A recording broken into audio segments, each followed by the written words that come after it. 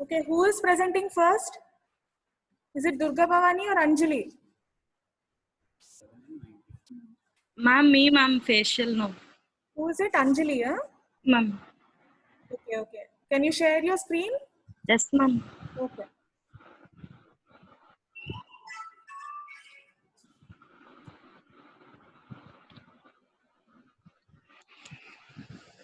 Ma'am, shall I start, ma'am? Yeah, start. So, good morning, everyone. I'm Anjali is here to give a seminar. So, I would like to start. Here we can see this great man giving a number of expressions. We can see him laugh, we can see him cry, his anger, giving cunning type and exclamatory type of expressions. All these are possible solely due to the seventh cranial nerve, that is the facial nerve. So, facial nerve, it is the seventh cranial nerve and it's a mixed nerve that is with both sensory and motor components.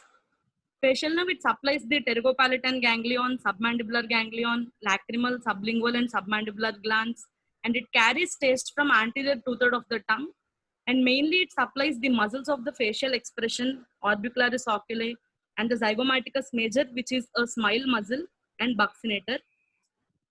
So, sensory part is known as the nervus intermedius or nerve of Risberg, and it carries the secretomotor fibers. Coming to motor fibers, it mainly supplies the muscles of the facial expression, which are derived from the second branchial arch. So, those are also known as branchiomotor fibers. So, coming to origin, facial nerve runs from pons to the parotid. It emerges at the inferior border of pons, lateral to the abducent nerve. Facial nerve arises by two roots. We can see here a thick medial motor root and a slender lateral sensory root. So motor nucleus of the facial nerve is situated in the pons and it receives fibers from the precentral gyrus. So here we can see the red dot is the motor nucleus and the red line are the motor fibers. So motor nucleus are present at the lower part of the pons and are called as facial nerve proper nucleus.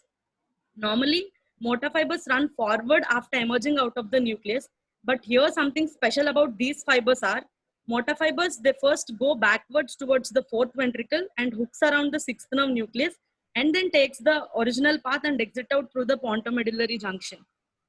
So during this course, facial nerve creates an elevation on the floor of the fourth ventricle and this elevation is called as facial colliculus.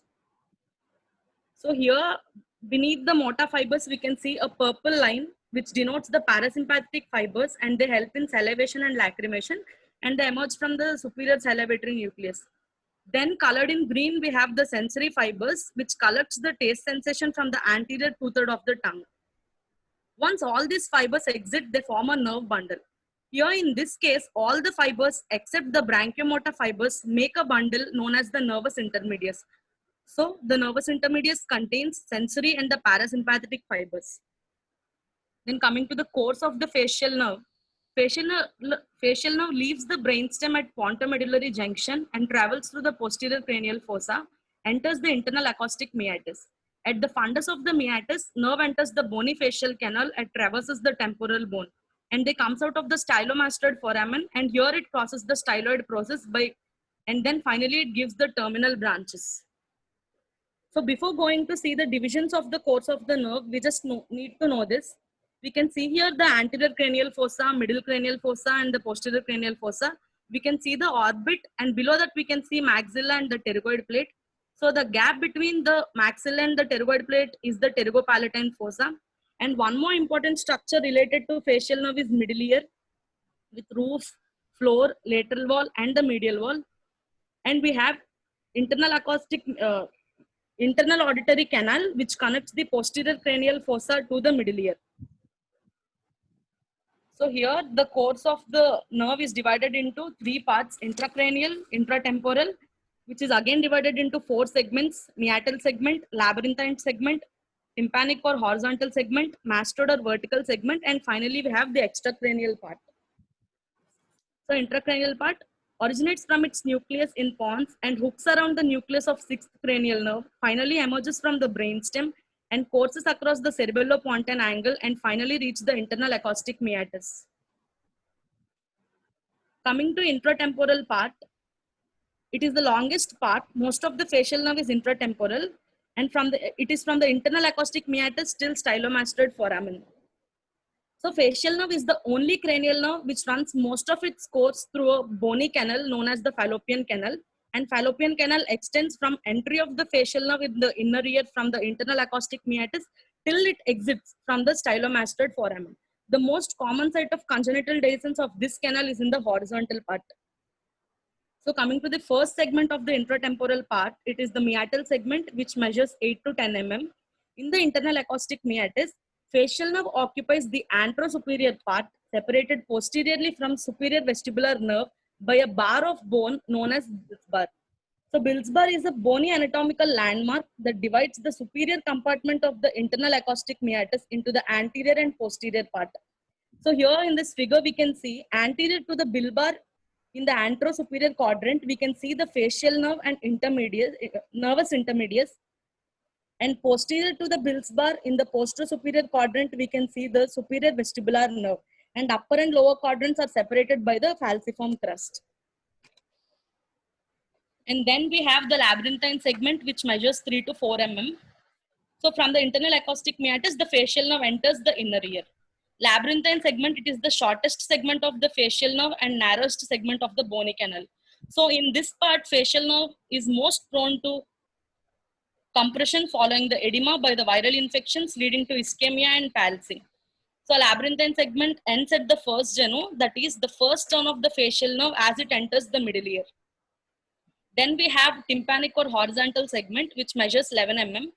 So facial nerve, after passing through the inner ear, it enters the middle ear on its medial wall. That is the common wall between the inner ear and the middle ear. And then where it enters the middle ear, it takes a turn known as the first genu, where the geniculate ganglion is present. Geniculate ganglion have taste sensory neurons and it is present in the taste pathway.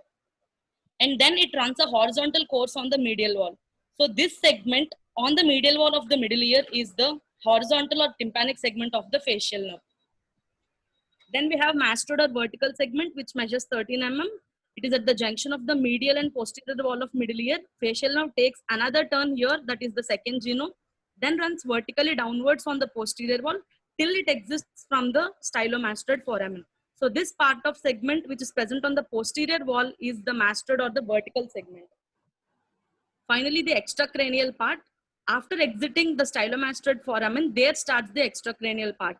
And facial nerve passes into the parotid gland, dividing into peripheral branches. And these branches are in two divisions: temporofacial, which contains temporal branch and zygomatic branch, and cervicofacial with buccal, mandibular, and cervical branches. So then the branches of the facial nerve, as we already saw, motor root and sensory root combine as a mixed nerve and give the branches, and those are the greater petrosal nerve, nerve to stapedius, chordae tympani, posterior auricular nerve, nerve to digastric, nerve to styloid, and finally the terminal motor branches, which I've already seen in the last slide. So here, greater petrosal nerve and the chordae tympani are the functional nerves. So among these, few of the nerves just give off the branches in the temporal bone. So the first one is greater superficial petrosal nerve. It arises from the geniculate ganglion, goes to the sphenopalatine ganglion and controls it, and gives secretomotor fibers to lacrimal, nasal, and palatine glands. Section of this branch leads to the dry eye, which is tested by the Schirmer test with the help of the Wortmann filter paper. And then we have the nerve to stapedius, which is given off at the pyramid, supplies the stapedius muscle and mediates the stapedial reflex. Section of this branch leads to hyperacusis, that is normal sounds appearing abnormally loud.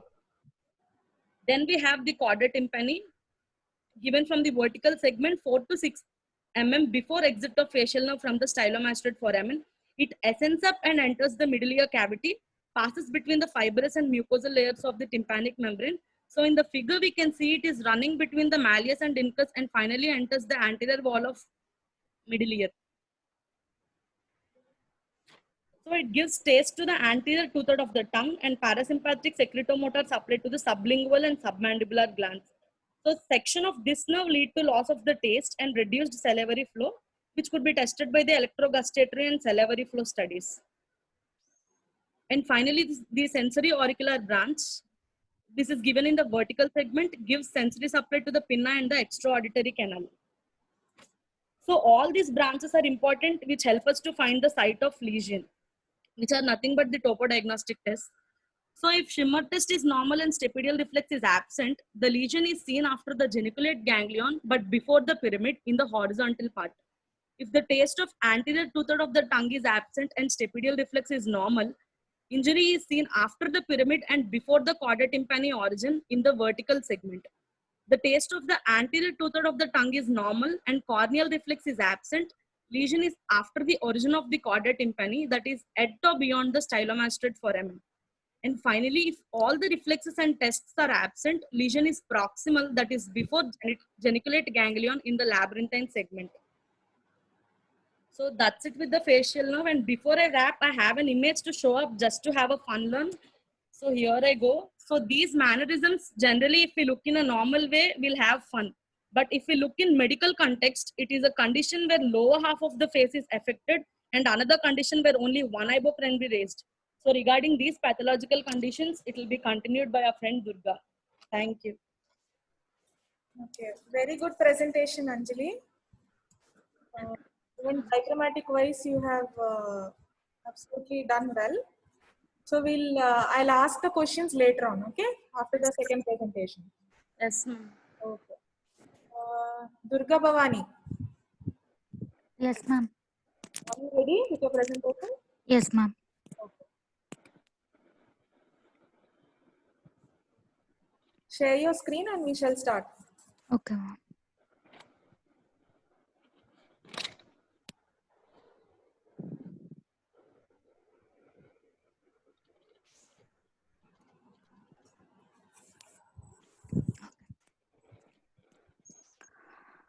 Good morning, everyone.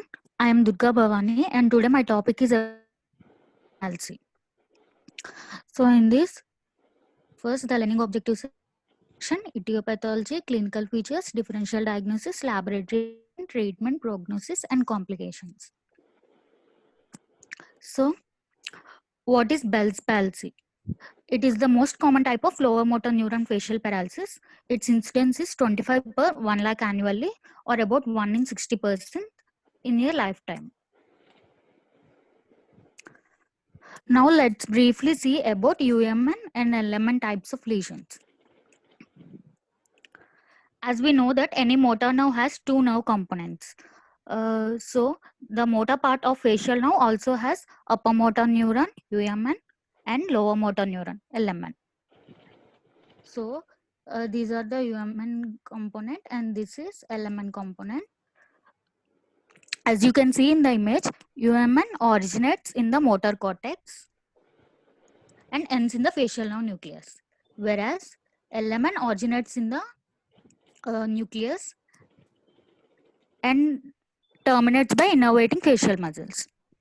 The facial nucleus normally receives information from contralateral motor cortex, but it has an upper part and lower part. So this is the upper part of the nucleus and this is the lower part of the nucleus.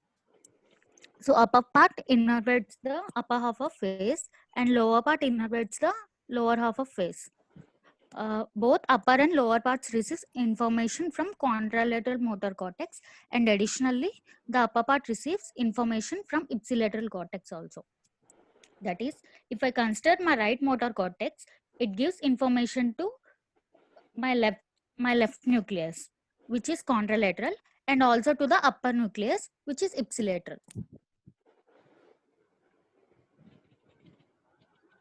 So here there are 4 conditions in which I asked a patient to smile and raise his both eyebrows. So let's see what will be the. So in the first image, the angle of the mouth is deviated towards the right side, whereas the left eyebrow is not raised. So both eyebrow and mouth are affected. So this is LMN type of lesion. Whereas in the second picture, only angle of mouth is affected. So this is left UMN. And whereas the third picture, both upper and lower face muscles, it is right LMN type of lesion. Whereas in the fourth pic, only lower part is affected. So right UMN type of lesion. Next, coming to etiology. Etiology is not definitely known for Bell's palsy. There is inflammation of facial nerve with mononuclear cells in facial canal at stylomastoid foramen due to infectious or immune causes. Next, coming to viral infections, HSV1 and herpes zoster. Herpes simplex virus type 1 was frequently detected in the endoneural fluid and posterior auricular muscle, suggesting that a reactivation of this virus in the geniculate ganglion may be responsible for most causes. So, and reactivation of herpes zoster is associated with 1/3 of cases and is second most cause. Next, coming to vascular ischemia, it may be primary or secondary. Primary is mainly due to cold or emotional stress, whereas secondary is a result of primary ischemia, which causes increased capillary permeability, leading to exudation of fluid and edema and compression of microcirculation of the nerve. Whereas in hereditary, in some cases, the fallopian canal is narrow because of hereditary predisposition, and this makes the nerve susceptible to early compression with the slightest edema. So 10% cases have positive family history for Bell's palsy, and autoimmune disorders like Guillain-Barré syndrome and an increased incidence of Bell's palsy was also reported among recipients of inactivated intranasal influenza vaccine. Next, coming to clinical features, the onset of Bell's palsy is acute, that is maximum weakness within 48 hours. Mild pain at stylomastoid foramen for a few days may precede the palsy, and on examination shows isolated lower motor neuron facial paralysis with or without loss of taste sensation at anterior 2/3 of tongue, and hyperacusis may be present. So paralysis of all the facial muscles uh, on the side of palsy, drooping of corner of mouth, and effacements of creases and skin fold. Uh, Next, weakness of frowning and eye closure as the upper facial muscles, and drooling of saliva from the angle of mouth. On asking the patient to show his or her teeth, the angle of mouth deviates away from the side of lesion. And when the patient tries to close his eyelids, the eye on the paralyzed side rolls upwards. This is what we call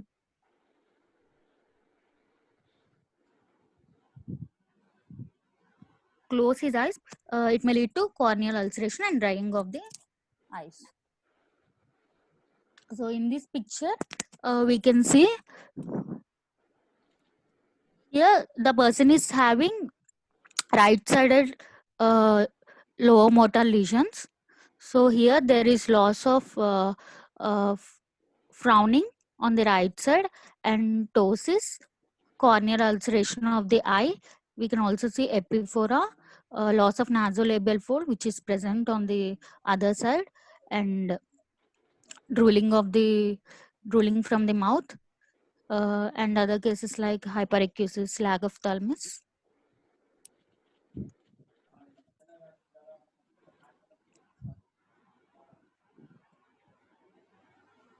Differential causes of acute facial be considered in the differential, like Lyme disease, Ramsay-Hunt syndrome, sarcoidosis, Guillain-Barré syndrome, trauma, leprosy, acoustic neuroma, and others like diabetes mellitus, facial nerve neuroma, and UM palsy.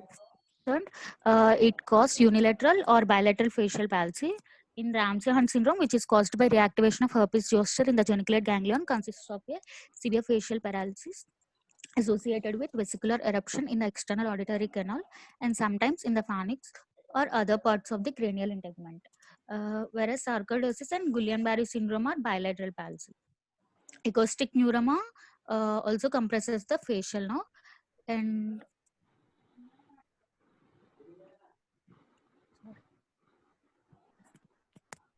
coming to laboratory evaluation, it is usually done in patients with atypical presentation, no risk factors or previous symptoms for other facial paralysis, absence of cutaneous lesions of herpes zoster in the external ear canal, and normal neurological examination with the exception of the facial nerve. Then we have to pay a particular attention to the eighth cranial nerve, which courses near to the facial nerve in the pontomedullary junction and in the temporal bone, and to other cranial nerves is also essential. In MRI, it may reveal swelling and uniform enhancement of the geniculate ganglion and facial nerve, and in some cases, entrapment of swollen nerve in the temporal bone. So, other electrophysiological tests like electromyography uh, is likely to detect degree of nerve conduction block and axonal degeneration. Here, as we can see in the page, the needles are placed over the frontalis orbicularis oculi and orbicularis oris muscles, and the nerve potentials are recorded. Then, in certain cases, ESR and test for diabetes, Lyme titer to rule out Lyme disease, and angiotensin converting enzyme or chest imaging for sarcoidosis, and lumbar puncture to rule out Guillain-Barré syndrome or Down. Coming to treatment, it is done in 3 ways: general management, medical management, and surgical management. In general management, firstly, most importantly, reassurance to the patient should be given. Relief of ear pain by using analgesic, and eye protection with the help of a paper tape to protect eye from drying and corneal ulceration, and massage to the paralyzed muscle should be given. Coming to medical treatment, steroid therapy, usually prednisone, is given at 1 mg per kg per day for first week, and for the next week the doses are tapered. Addition of acyclovir doesn't alter recovery. Combination therapy with prednisone plus valacyclovir might be better than prednisone alone in severe paralysis patients. So for patient with permanent paralysis, a number of surgical procedures have been used to restore the relatively symmetric appearance to the face, like decompression, end-to-end anastomosis, nerve graft, hypoglossal facial anastomosis. Prognosis: about 80% of people recover in few weeks to months, but poor prognosis is seen in elderly people, people with hyperacusis, loss of taste sensation, and severe axonal degeneration. So in this, recurrence rate is about we can see in about 7% cases. Rest coming to complications, there are incomplete recovery, synchronicity, sticks and spasm, crocodile tears, and phrase. Coming to incomplete recovery, there may be facial asymmetry persist, eye cannot be closed, resulting in epiphora, weak oral sphincter causing drooling and difficulty in food intake. Coming to synkinesis, it is due to cross innervation of fibers in which the patient tries to close the eyes. When the patient tries to close the eye, mouth twitches, or the reverse vice versa can happen. Tics and spasm are due to faulty regeneration of the fibers, leading to involuntary movements on the affected side. Coming to crocodile tears, which is known as gustatory lacrimation, it is due to regeneration of parasympathetic fibers, which supply lacrimal gland instead of salivary glands. Whereas coming to Freiss syndrome, which is called gustatory sweating, in which sweating and flushing over the parotid occurs during mastication. Thank you. So, Durga Bhavani, very good presentation. Thank you. Little audibility is problem. You have to speak little loud, okay? Next Okay, time ma'am. presentation, speak loudly with confidence, okay? Okay, ma'am. There was no lack of confidence now, but presentation was good, okay? Okay, ma'am. Thank you. So, you have told me about, I'll go back to Anjali. Yes. Okay. Can you tell me what is mimic palsy? Ma'am? Mimic palsy. Is it audible? Yes, ma'am. Yeah. MIMIC. Mimic palsy. Ma'am, I don't know, ma'am. We read only about facial nerve because the presenter of Bell's palsy is Durga Bhavani. You didn't read anything else? Okay, so you have presented very well the course of facial now, na? Yes, ma'am. Can you tell me without looking at it in a flow? Yes. Because all students, please note this down. Facial nerve is very, very, very important. In cranial nerves, 1, 2, 3, 4, 6, and 7 are frequently asked. Okay? So facial nerve is very important, and clinical wise also many cases are coming. So that's why it's a very important essay question or 4 marks question. Okay? So that's why, though she presented already, I'm asking you the course. Okay? Can you tell me in a flow? You presented very well. So, out of the facial nerve, it leaves the brainstem at the pontomedullary junction and it travels through the posterior cranial fossa. So where is the nucleus of? Sorry, I'll be stopping in between. Okay. So where is the nucleus of facial nerve? Ma'am, it is in the lower part of the pons, ma'am. Daddy You can say daddy pons. Seminar లో నీ voice వినిపిస్తుంది అయిపోయింది కూడా కానీ voice వినిపించింది Ma'am, ma'am, Please unmute your other nonsense and please concentrate on the class. Okay.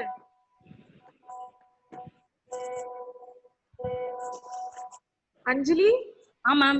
yes, continue. So you can say the nucleus of facial nerve is in Lower pons. part of the pons, ma'am. You can tell it pons. Okay, don't. Proper place. You have went into the details. It's good. Whose messages is ringing the sound? Please stop other nonsense. Otherwise, I have to give all your numbers, including the presenter's numbers, to Dean sir. You don't want this class, you can tell it now. Yes, Anjali, continue. And then it enters the internal acoustic meatus. Yes. So at the fundus of the meatus, nerve enters the bony facial canal and traverses the temporal bone. And finally, it comes out of the stylomastoid foramen, and here it crosses the styloid process and enters the parotid gland and finally gives the terminal branches. Yes. So this is the point you have to note over here is, since you told it enters the canal, this is the longest cranial nerve in our body which exists in a canal. Yes. So that's why this nerve is more prone to injury. Okay. Due to some trauma to the head or any inflammatory diseases inside our head, intratemporally, this nerve is prone to infection. Okay. Yes. Damage. So, okay, yeah. So, what are you have told the course. Then after entering the parotid gland, you continue what you're saying. And finally, it gives the terminal branches, ma'am. Yes. What are the branches it gives? Can you tell me what are the branches it gives from first, the course starting? Ma'am, first it gives the greater petrosal nerve, ma'am. Where does it give? Before entering the canal or after entering the canal? Ma'am, it arises from the geniculate ganglion, ma'am. Yes. Okay. Then other branches it supplies? Facial. Ma'am, What are the other branches after greater petrosal nerve? nerve to stapedius, chordae tympani, and the postauricular nerve, ma'am. Okay. Where are these branches coming out? Inside the canal or outside the canal? You have to be very clear with the picture. That's why I'm making you repeat. Okay. Ma'am, all these branches in the temporal bone, ma'am. Intratemporally. Intratemporal. Yes, intratemporal branches. Okay. So you're not sure whether it's inside the canal or outside the canal. Inside the canal, ma'am, like because canal extends till the stylomastoid foramen, ma'am. Very good. So what are the branches inside the canal, as you told? Greater petrosal nerve, nerve to stapedius, chordae tympani, and the postauricular nerve. Yes, very good. Then what are the branches? And then we have the nerve to digastric and the nerve to stylohyoid, ma'am. And finally, we have the terminal motor branches. Very good. What are the terminal motor branches it supplies after entering the parotid gland? Ma'am, those are in two divisions, ma'am, temporofacial and cervicofacial, and those are temporal and zygomatic branches and buccal, mandibular and cervical branches. Very good, very good. So finally, what is the supply of a facial nerve? Ma'am, like, ma'am, I want facial, it in a single sentence. yes, ma'am, Yes. facial nerve, it supplies to the pterygopalatine ganglion and the submandibular ganglion, and to the lacrimal glands, sublingual glands, and the submandibular glands. It carries the taste from the anterior two-third of the tongue, and mainly it supplies the muscles of the facial expression, orbicularis oculi and orbicularis oray, and also to the zygomaticus major, which is the smile muscle, and to the buccinator. So how do we cover this up in a single sentence? Very good. You told it. You covered everything. When an examiner asks you, what is the supply of facial nerve? What will you say?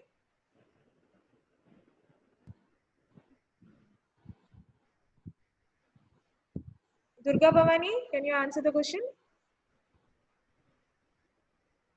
Durga Bhavani, Yes, ma'am. yeah, can you answer that question?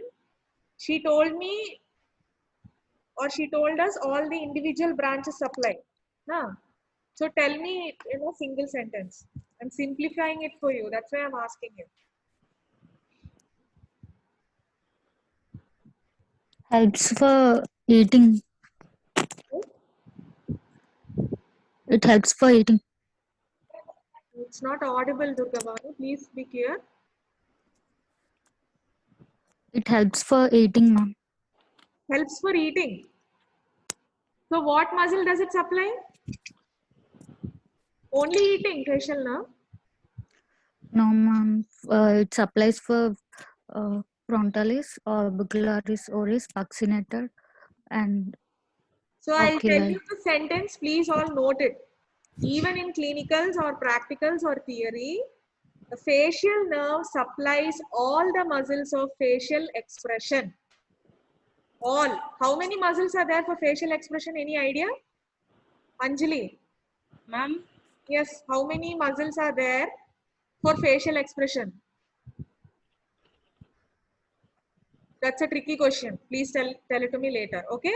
yes, So ma'am. facial nerve supplies all muscles of facial expression except levator palpebrae superioris. So what levator palpebrae superioris is supplied by? Durga Bhavani. Yes, ma'am. It is supplied by levator palpebrae superioris. Uh, You know, third cranial. present now. Third cranial now. Very good.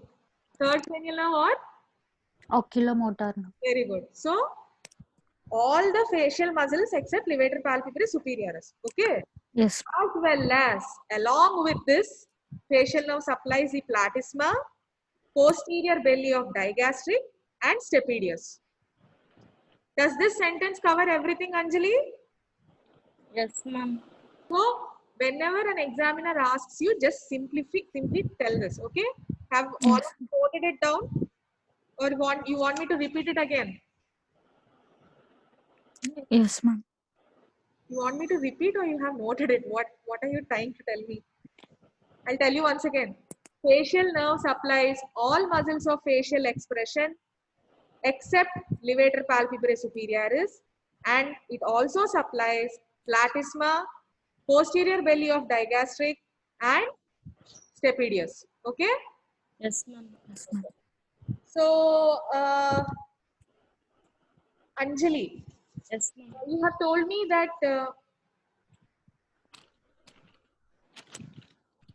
okay. Anjali, you have seen the message from associate sir. No, ma'am. He's asking you a question about Milliard-Gubler syndrome. What, ma'am? Milliard-Gubler syndrome. What are the syndromes involved in facial nerve? Ramsay-Hunt syndrome, Okay. Fraze syndrome, Okay. crocodile tear syndrome. Crocodile tears is a syndrome, or is it a? What is a crocodile tear?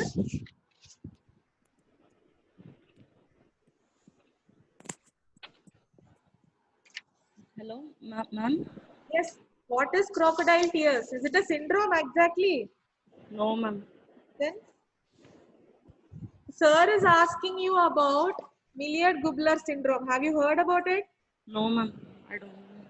What is Milliard-Gubler syndrome? Durga Bhavani, can you answer? Ma'am, no, ma'am. So Milliard-Gubler syndrome is paralysis of sixth nerve along with the seventh cranial nerve. Okay. Yes, ma'am. Sixth cranial nerve along with seventh cranial nerve with contralateral hemiplegia. Okay. Yes, ma'am. Then what is Foville syndrome? F-O-V-I-L-L-E. Foville syndrome. The previous syndrome you have understood the spelling, na? Millard-Gubler syndrome. M-I-L-L-A-R-D. Gubler. G-U-B-L-E-R. Okay. Yes, ma'am. So what is Foville syndrome?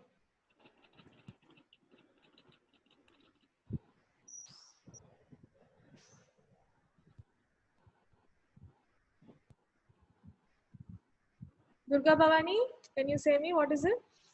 No, ma'am. You presented all syndromes except these. Anyway, Foville syndrome is ipsilateral paralysis with conjugate gaze. Okay. Along with seventh cranial nerve. So this we have to deal this with in 3-4-6 cranial nerve palsy. Okay. So ipsilateral paralysis of conjugate gaze along with seventh cranial nerve with contralateral hemiplegia. Okay. Okay. So Anjali, coming back to Anjali, Yes, ma'am. tell me what is crocodile tears? Durga Bhavani has presented nicely, no? Yes, ma'am. Yes. Tell me what is crocodile tear? Ma'am, Yeah.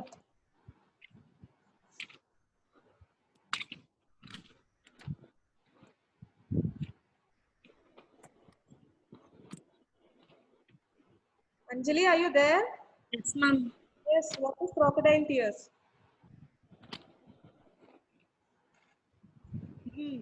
Like wrong innervation of the gustatory. Wrong innervation of. Yes. Yes. Continue. Ma'am, when like spontaneous, I'm not able to say, ma'am. How will you tell it initially? Where do you see it? Ma'am, First, how do you present it? You'll say crocodile tears. Where do you first see it? Is it not? It's an abnormality. So where do yes, you first see it? Then how is it? Then how does it present? That's the way. So where do you? In which condition will you see in facial paralysis, ma'am. facial paralysis? Exactly. See, crocodile tears is mostly seen in the recovery phase of the facial cranial nerve palsy. Okay. Yes, ma'am. Here, the fibers which is necessitated to the gland are innervated to the eye.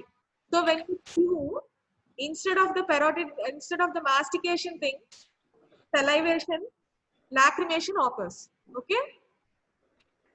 Yes, ma'am. Okay.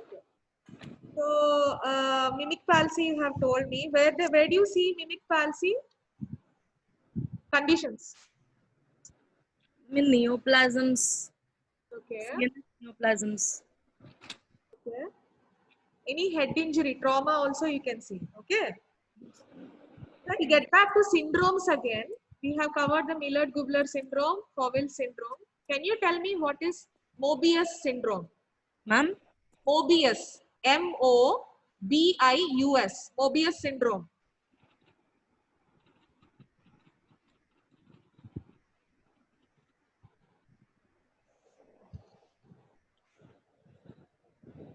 It is the congenital absence of a facial nerve.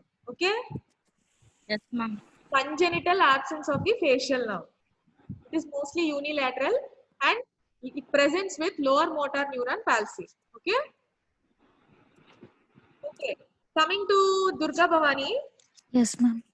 You have told me about Bell's palsy. Can you tell me the difference between UMN and LMN palsy? You presented with a diagram, na? Yes, ma'am.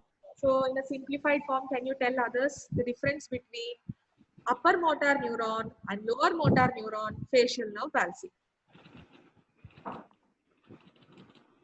Yes, ma'am. Tell it as first in upper motor neuron and then lower motor neuron. You can tell it like that. Yeah, continue. Yes, ma'am.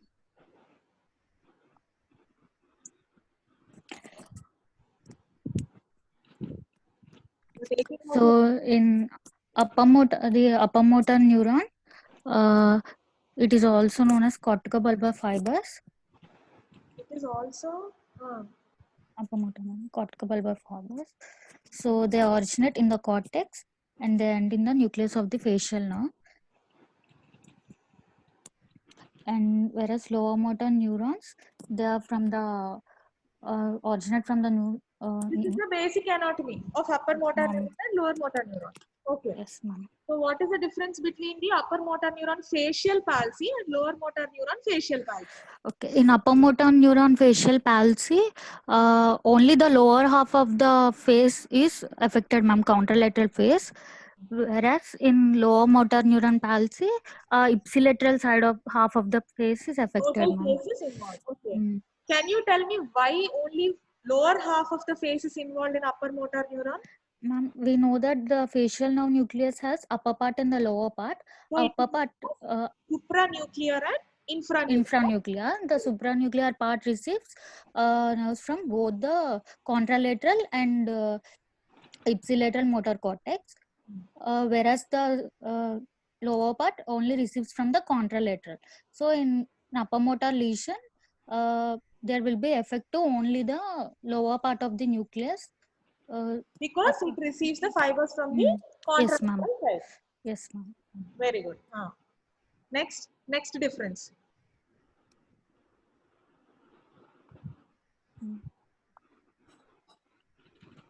Hello, Durga Bhavani. Ma'am, yes, ma'am. Yeah. Tell me, what is the next difference? First difference you told me. The part of the face is involved. Second,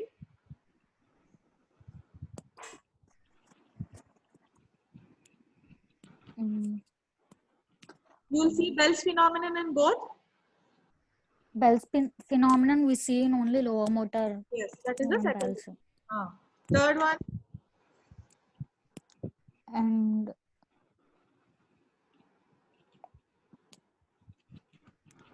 where is taste sensation lost? Upper motor neuron and lower motor neuron, both taste sensation is lost. it is lost in lower motor neuron. And in upper motor neuron, taste sensation is preserved. Yes, ma'am. Okay. Yes, ma'am. What about corneal reflex? You will tell the differences based on the clinical findings you see. Okay, you told me with the diagram, na? With the Yes, ma'am. How do you see the corneal reflex? So with the cotton swab. we will It's of cotton. Okay. check. Yes, ma'am. Okay. So corneal reflex is also preserved in upper motor Upper neuron. motor It's neuron. lost in lower motor. Lower motor neuron. Okay. And then what about hemiplegia? If there is a hemiplegia associated with facial nerve palsy, how will it be in upper motor neuron and how will it be in lower motor neuron?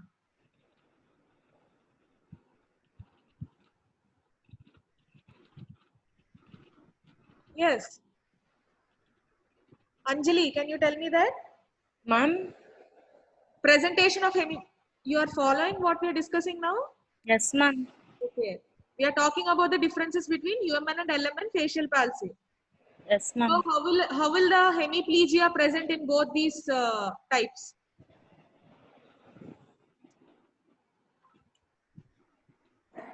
Don't know, ma'am. In upper motor neuron, it is usually same side. Facial nerve palsy, same side. Okay. Yes, ma'am. What about in lower motor neuron?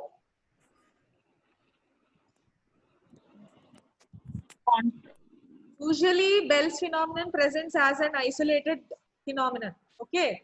But if there is hemiplegia, it is always crossed hemiplegia. Okay. Yes, ma'am. Then what about the plantar response? Durga, Yes, ma'am. Plantar reflex, it is,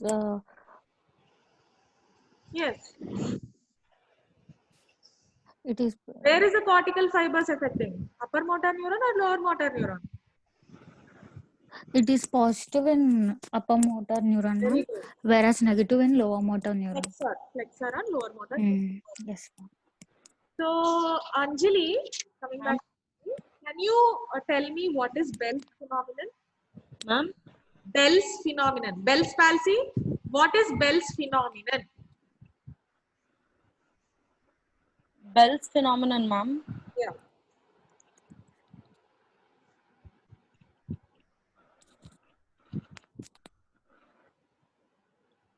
Durga Bhavani has given an extensive presentation on Bell's palsy. So, what is Bell's phenomenon?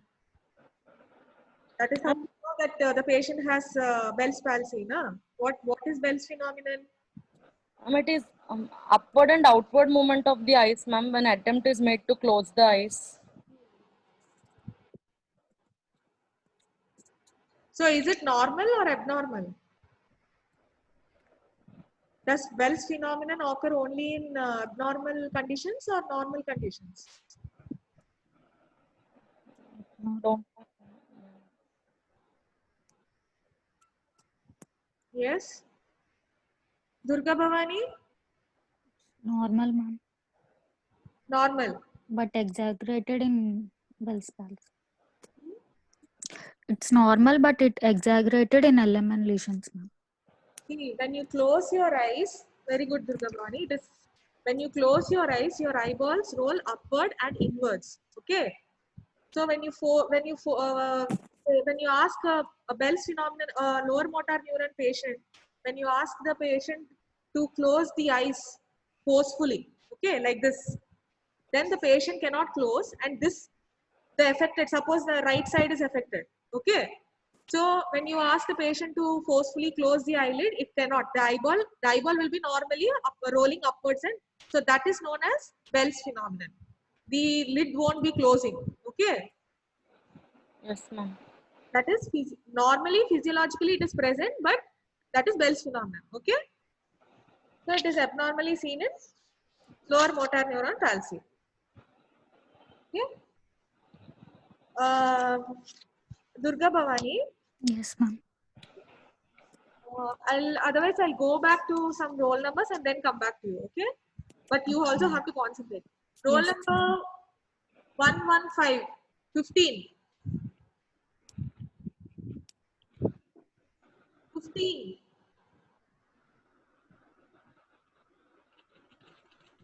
Unmute yourself. I'll write the numbers. I'll just call for some 30 seconds or something. I'll write these numbers and I'll give to Dean sir, okay. That's all I can do. So roll number 15 is absent. 48. 48.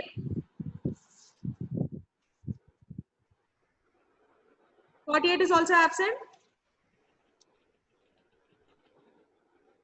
Unmute yourself. Why messaging?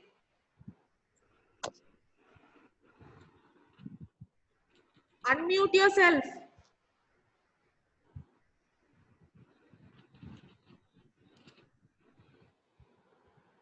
You can't type the whole answer, na? 48. Unmute yourself or I'm writing down the number. What? Unable to do it? I have written your number that I can do it. Roll number 50. 50. 50.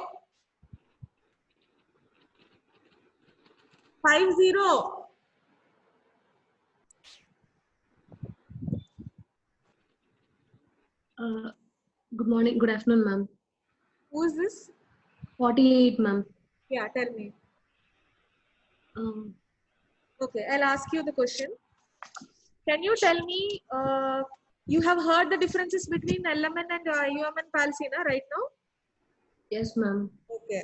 So, can you tell me causes of unilateral LMN facial palsy? It is seen in case of stroke, ma'am. I mean, CV. So, what has Durga Bhavani presented? You can tell me that now first. What has she presented? Bell's palsy, ma'am. So that is the reason first. Okay. Yes, ma'am. Then And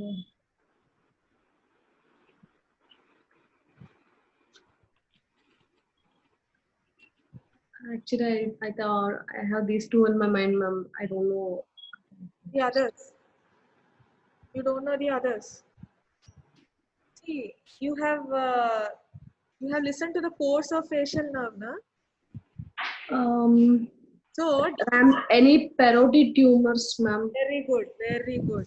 So along the course of the facial nerve, you have to think of those reasons. Okay, parotid tumor or parotid gland trauma. Then you have got 4. Um, any head injuries, ma'am? Temporal bone damage. Okay, okay. Ramsay Hunt syndrome, ma'am. You are talking about. Okay. Then any middle ear disease can cause like CSOM. CSOM, ma'am. Chronic suppurative otoliths. Then herpes zoster infection. Okay. Yes, ma'am. Very good. Then leprosy. These are all main points. Okay. So we have discussed about unilateral element type cranial nerve palsy. Very good. 48. What's your name? Sonita, ma'am. Okay. Very good, Monica. Roll number 50. 50. 50.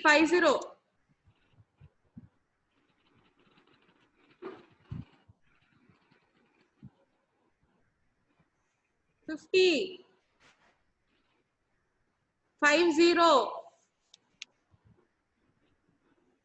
Okay, I have written your number. 51.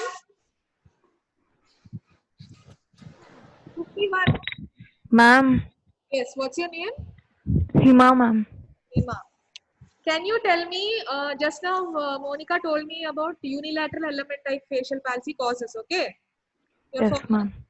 So what are the causes of bilateral facial palsy element type? Bilateral element type facial palsy causes.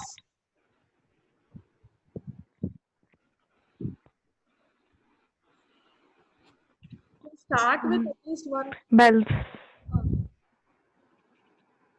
You haven't listened to the seminar now? I have listened, ma'am. So then tell me at least one. Bell's palsy, ma'am. Bell's palsy.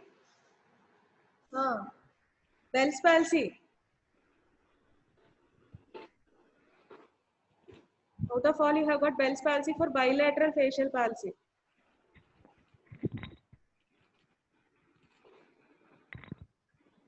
Guillain-Barré syndrome, ma'am. Very good. That is the prior important one. Yes.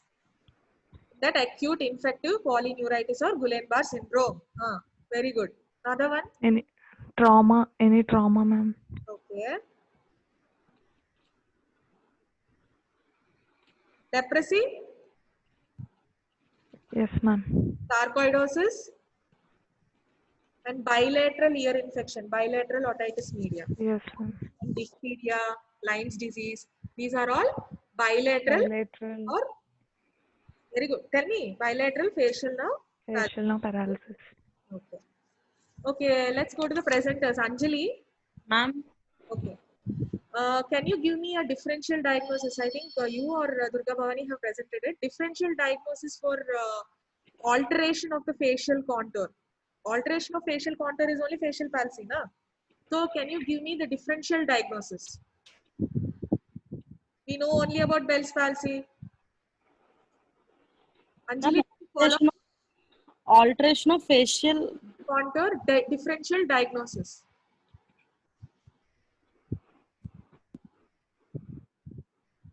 No, ma'am.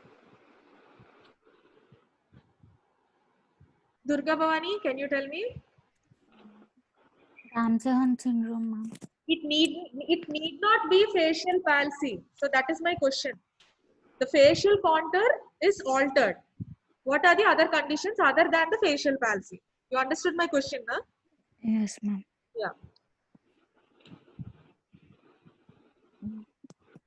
Vascular ischemia. Vascular ischemia, Sarcoidosis. sarcoidosis, okay. Guillain-Barré syndrome. No, these are the causes of facial palsy. Brainstem lesions maybe. Brainstem lesions.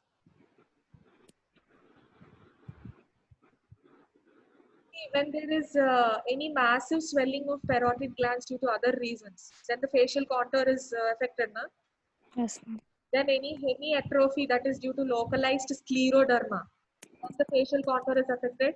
Yes, ma'am. Then lipodystrophy or unilateral facial edema, postural, then the facial contour is affected. Okay. Okay, ma'am. Okay. So, what are the complications, Anjali? Because this Bhavani has presented. What are the complications of Bell's palsy? Ma'am, complications of Bell's palsy, ma'am. Yes. Ma'am, we have ocular complications, What is it? lag Very of thalamus, keratitis or lag of thalamus, okay. Due to lag of thalamus, what can occur? The cornea is exposed. corneal exposure, yes, ma'am. Upper eyelid retraction, Okay, that is one. Next, she has already told me spasms, hemifacial spasm. Durga Bhavani has presented, na? yes, ma'am. Then I have asked you one question: crocodile tears. That is Yes, the ma'am. third one. Then there might be any facial contracture. Okay. Yes, ma'am. Then Durga Bhavani told me that recurrent facial palsy. Durga Bhavani, Yes, ma'am. you have mentioned about recurrent facial palsy, na? Yes, ma'am. What is it? In which condition will you see recurrent facial palsy? Tell me one condition.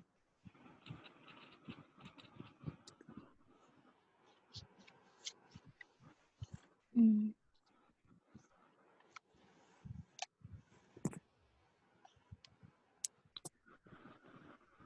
Multiple sclerosis.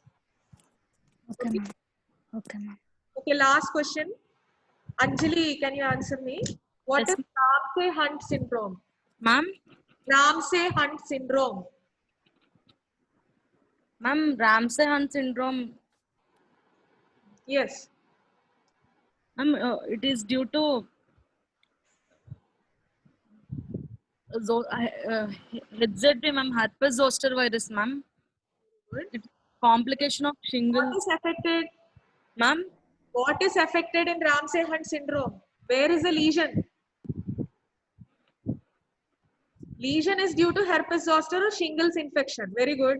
Yes, ma'am. Where is the lesion? Then only you can present with the clinical features. Geniculate ganglion. Okay. It Okay. affects geniculate ganglion. Yeah, 63. Very good. You have told geniculate ganglion. Very good. So what does the Ramsay Hunt syndrome patient present with? Ma'am, it causes facial paralysis and also hearing loss in the affected ear, ma'am. Okay. Hyperacusis on the affected side. Then loss of taste sensation Yes, ma'am. on posterior two-third. Okay. It is Yes, ma'am. also associated with fever and chills and with body aches. Okay. Yes, ma'am. This is the main thing. It is element type of ipsilateral facial palsy, loss of taste sensation in anterior two-thirds of the tongue, and there is hyperacusis. This is Ramsay Hunt syndrome. What is affected? Geniculate ganglion. Okay. Yes, ma'am. Okay. Question to Durga Bhavani. Yes, ma'am. We are talking about the taste sensation of anterior two-thirds, chorda tympani. Yes, ma'am. What is posterior one-third supplied by tongue? Oh. Glossopharyngeal. Very good. Okay. So always think when there is an anterior two-third, there should be some posterior. Anything. Okay. Yes, I have ma'am. told you about the posterior belly of digastric. Is there an anterior belly of digastric?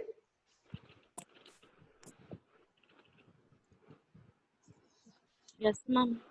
Is there anterior belly of digastric? Yes, Okay, ma'am. one last question and I will finish it up. How do you test for, I have told you facial nerve supplies the platysma. How do you Yes, test ma'am. for platysma? Tell me later on, okay? It's a clinical question, it's very important. Test of facial nerve is very important. Clinical wise, we'll discuss it later, okay? Yes, ma'am. So next next seminar presentation will be Parkinsonism. Have the roll numbers been allotted? No, ma'am. Okay, then Kumar will contact you back. Okay? Okay, ma'am. Okay, both of you have presented it very well. Anjali and Durga Bhani. Anjali had both have presented, and Anjali has diagrammatically a very nice presentation. Okay? Yes, ma'am. Durga Bhani, just be little loud. Otherwise, it's very good. Okay? Thank you, ma'am. All please read facial nerve. It is very, very important. 4 marks question and essay. It's been repeated. Anyhow it will be given. You have to know. And then when you are awakened from sleep, you should be able to say the course of facial nerve, its branches, and its ganglions. What are its different ganglions? Okay. Okay. Thank you. Thank you, ma'am. Thank you, ma'am.